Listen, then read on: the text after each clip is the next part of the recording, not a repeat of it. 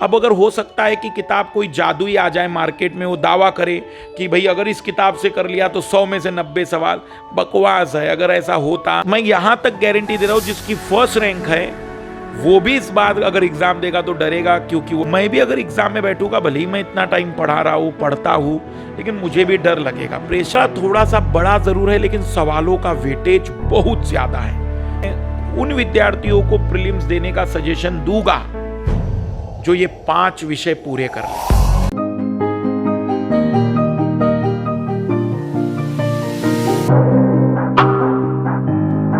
Hello students, welcome to your channel स्टूडेंसी।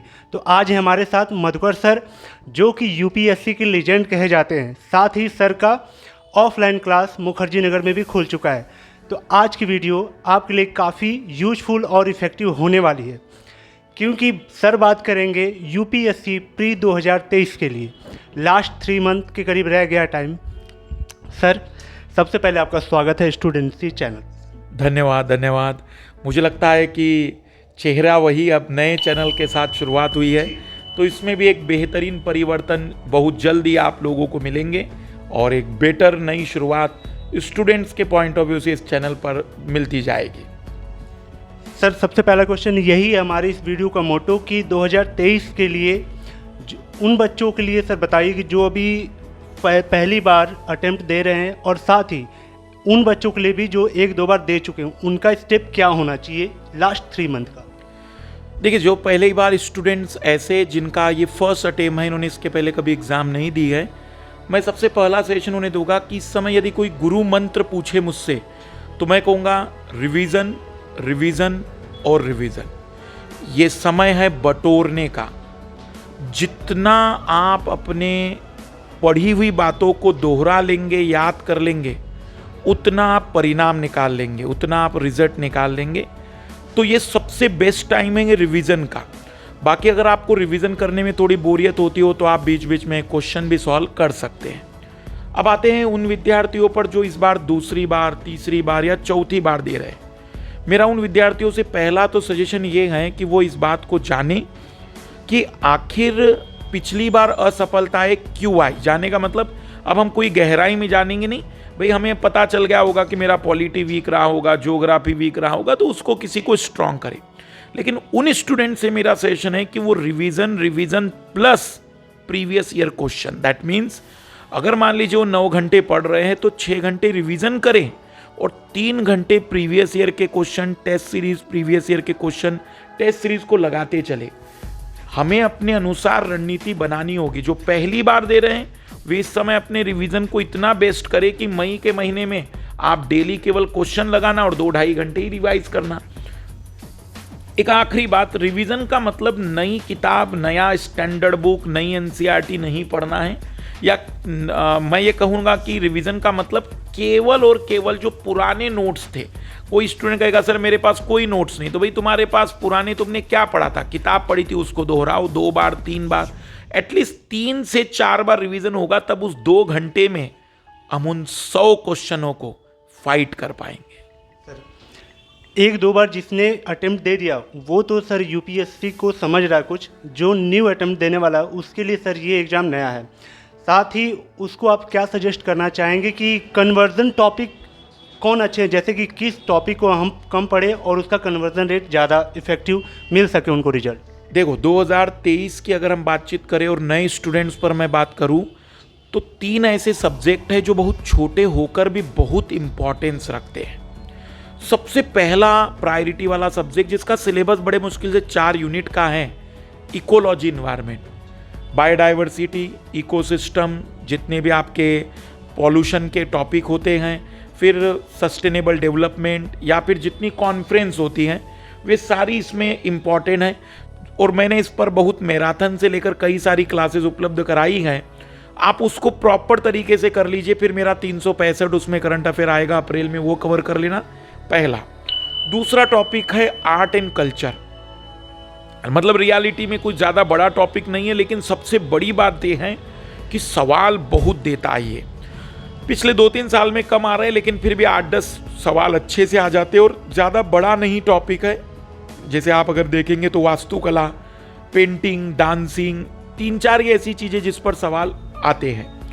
तीसरा थोड़ा सा बड़ा जरूर है लेकिन सवालों का वेटेज बहुत ज्यादा है, वो है पॉलिटी, जिसको हम कहते हैं कि भाई इसका सबसे प्लस पॉइंट ये है कि फंडामेंटल राइट्स है, डीपीएसपी है, पार्लियामेंट है, पंचायत है, जिससे सवाल श्योरली बनते ही है। जैसे पंचायत छोटा सा टॉपिक लेकिन बहुत सवाल देकर जाता है। तो मैं ये कहूँगा कि तीन छोटे टॉपिक हैं, लेकिन मैं उन विद्यार्थियों को प्रीलिम्स देने का सजेशन दूंगा जो ये 5 विषय पूरे कर ले: polity, geography, Indian economy, ecology, environment and history. History मतलब विद आर्ट एंड कल्चर मान लीजिए, मॉडर्न हिस्ट्री और आर्ट एंड कल्चर भी कह दीजिए। अगर ये 5 सब्जेक्ट रेडी है तो पूरी ताकत से उतरिए, डर थोड़ा सा लगना है, कॉमन सेंस है ये। और ये समय जितना एग्जाम नज़दीक आएगी तो बहुत साधारण सी बात है, मैं भी अगर एग्जाम में बैठूंगा, भले ही मैं इतना टाइम पढ़ा रहा हूँ, पढ़ता हूँ, लेकिन मुझे भी डर लगेगा। प्रेशर भाई हर चीज़, हर व्यक्ति को डर लगता है। मैं यहाँ तक गारंटी दे रहा हूँ जिसकी फर्स्ट रैंक है वो भी इस बार अगर एग्जाम देगा तो डरेगा, क्योंकि वो इस बार में डर रहेगा कि इस बार अगर मेरी पहली रैंक नहीं आई तो लोग कहेंगे तो तुक्के से पास हुआ था। गाइस, अगर चैनल पे नए हैं तो लाइक और सब्सक्राइब जरूर करें चैनल को, क्योंकि ऐसी एक्सपर्ट्स के द्वारा आप तक कुछ यूजफुल कंटेंट पहुंचाया जाता है। सर, नेक्स्ट क्वेश्चन ये कि अगर हम मॉक टेस्ट की बात करें, मॉक टेस्ट और साथ ही उसका एनालिसिस, हमें पता चल जाता है कि ये वाला सेक्शन हमारा कमज़ोर है, उसको कैसे हम इम्प्रूव करें और साथ ही जो हमारा स्ट्रांग है उसको उस पर भी इफेक्ट ना आए, इन दोनों को बैलेंस कैसे करें? देखो, जो वीक सब्जेक्ट होते हैं सबसे बेस्ट तरीका होता है कि उसको प्रश्नों के माध्यम से मजबूत नहीं किया जा सकता। प्रश्नों की ज़रूरत वहाँ होती है जहाँ आपका कंसेप्ट भी अच्छा है, आपको प्रश्न भी समझ में आ रहा है, लेकिन आप फिर भी दो में कंफ्यूज हो जाते हो। तो मैं कहूँगा आप टेस्ट सीरीज लगाओ, आप प्रीवियस ईयर के क्वेश्चन दो। लेकिन जहाँ स्टूडेंट कहता है कि सब्जेक्ट मेरा वीक है, मैं वहाँ सजेशन देता हूँ आप कंसेप्ट देखो, वहाँ क्लास देखो, टीचर की मदद लो। अगर आपको फिर भी चीज़ें नहीं बेटर लग रही तो फिर कोई अच्छी किताब देखो जिसमें उस विषय को सरलीकृत करके समझाया गया होगा। लेकिन जैसे ये टाइम है, मान लेते हैं कि एग्जाम्पल कि किसी स्टूडेंट का इकोनॉमिक्स वीक है, तो मैं ये सजेशन उसको दूंगा कि अब इकोनॉमिक्स में 4 बड़े टॉपिक है जो बहुत इंपॉर्टेंट होते हैं। एक पहला बड़ा टॉपिक होता है मॉनेटरी पॉलिसी, मौद्रिक नीति का, जो कि पूरी तरह से मुद्रा पर आधारित है। दूसरा टॉपिक होता है इंडियन जो बजट सिस्टम होता है, पूरी तरह से बजट की बातचीत होती है। तीसरा नेशनल इनकम का टॉपिक आता है और चौथा एग्रीकल्चर। ये 4 टॉपिक आप प्रॉपर तरीके से कवर कर लीजिए तो इकोनॉमिक्स में आपकी जो कमजोरी है वो बेटर हो जाएगी। टीचर ढूंढ लीजिए जहां पर आपको सब्जेक्ट वीक मिले, आपको बेहतर तरीके से अपने उस सब्जेक्ट को मजबूत करना होगा। क्वेश्चनों पर आप निर्भर न रहें अपनी कमजोरियों को दूर करने के लिए। Thank you sir. Sir, last question, sir mains की बात, कुछ अगर न्यू एस्पिरेंट है, कुछ ऐसी बात आप बताना चाहें, लास्ट इन्फॉर्मेशन कि उसको क्या नहीं करना चाहिए, कुछ ऐसी चीज़ें, क्योंकि आपको इतने साल का एक्सपीरियंस है, आपको पता होगा बेटर तरीके से कि इस टाइम में कुछ बच्चे कुछ मिस्टेक्स करते हैं, तो आप उन आइडेंटिफाई किए होंगे, तो क्या बताना चाहेंगे सर कि क्या ना करें बच्चे लास्ट टाइम? वैसे बहुत सारी बातें मैंने ना करने के लिए बताई, लेकिन इस समय बस 2 ही चीज़ मैं कहूँगा, वो अपने परिणाम की चिंता ना करें। जितना परिणाम की चिंता करोगे उतना स्ट्रेस बढ़ेगा, जितना स्ट्रेस बढ़ेगा उतनी मेमोरी लॉस होगी, जितनी मेमोरी लॉस होगी डर और बढ़ेगा। इसे हम इकोनॉमिक्स में कहते हैं वर्तुलाकार चक्रव्यूह में फंस जाओगे, दिन प्रतिदिन बढ़ता जाएगा। तो पहला कि वो अपने परिणाम की चिंता ना करे, अपने ऊपर भरोसा रखे, कॉन्फिडेंस रखे, तो चिंता ना करे।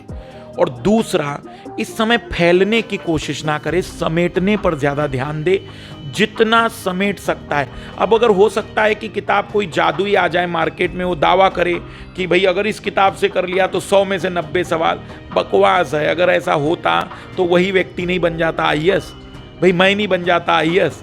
कहने का सिंपल सा अभिप्राय है, समेटने का समय है। जितना ज़्यादा तुमने फैला के रखा था अब सबको समेट लो, अब नया मत पढ़ो। ज़्यादा बेटर है कि आप उसी को दोहराओ। ज़्यादा से ज़्यादा आप नोट्स मंगवा लो, नोट्स कर लो, किसी के जो चीज़ें पढ़ी थी किसी ने नोट्स बना के रखी है उसको दोहरा लो तेज़ी से, अगर खुद नहीं किए हो तो। बाकी सभी को बेस्ट ऑफ लक, और वो पढ़ता रहें, पूरी एनर्जी के साथ लगे रहें। जहाँ भी तकलीफ आएगी कमेंट्स करता रहें नीचे, उन सारे सवालों के जवाब हम आपको देते रहेंगे। Thank you so much sir. Hope guys आपको वीडियो पसंद आई हो, और साथ ही सर से कांटेक्ट करने के लिए और उनकी टीम से कांटेक्ट करने के लिए आप दिए गए नंबर पे कांटेक्ट कर सकते हैं। Thank you so much.